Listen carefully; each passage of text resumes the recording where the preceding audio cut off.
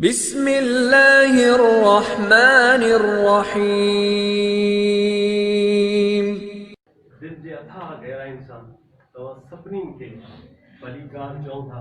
हेतिरा सारा दोस्त, हेतिरा सारा मां मुराद कलाकार, फनकार, सदाकार, आलिम, अदीब, फनकार, मज़ाया आर्टिस्ट, लेखक, उन सां गॾु वरी असां जूं जेके अदड़ियूं वेठियूं आहिनि उन्हनि जी लेवल तव्हांखे ॿुधायां त वधी वेठी आहे सूमल सोलंगी, तमामु वॾी आर्टिस्ट, सुईअ सॻे सां तस्वीरूं ठाहे थी। तव्हां ॾिठो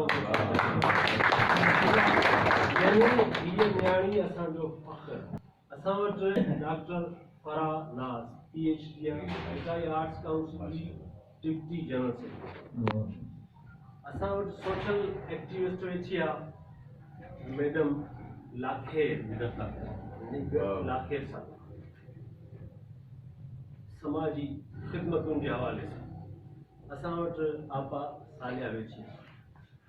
हाणे एॾा वॾा माण्हू, एॾा वॾा आर्टिस्ट हिते वेठा आहिनि।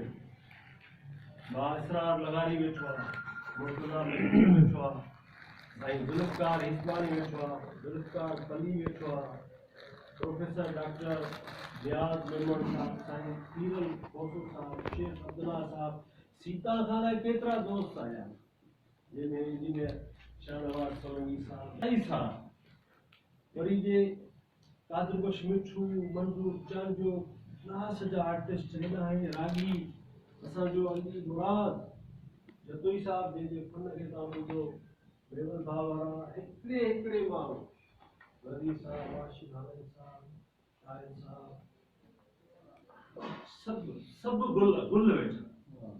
यकीनन अरबाब साहब ॿिया नालो रहे थो, हिकु ॿ चारि दोस्त मोहम्मद साहब ॿियनि जा नाला रहे था। नाले न वठण जे करे हथ तो बदा दिलि में न कजो, दिलि में न कजो। तव्हां सभु आया आहियो, इहो असांजो मान आहे, इहा असांजी इज़त आहे। एॾा सारा क़ाबिल माण्हू, एॾा सारा दात धणी, ही मेरो ई दात धणी।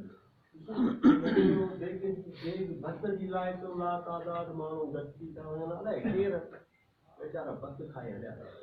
हिते हिकिड़ो माण्हू, उनजो नालो, उनजो कमु, उनजी अहमियत सिंध जी अहमियत आहे। खुशबूदार गुल आयो, तकरीरी नशस्त आहे, कंहिंखे करायो? हिकिड़े खे कराईंदुसि न, त हिते त सभु मुक़रर वेठा आहिनि इशफाक़ कुरैशी जहिड़ा, हिते त सभु ॻाल्हाइण लाइ वेठा आहिनि न। तंहिं करे का बि तक़रीर कोन्हे, ॿ चारि कलाम अहिड़ा आर्टिस्ट, केक जी ज़री, गुलनि जा तोहफ़ा,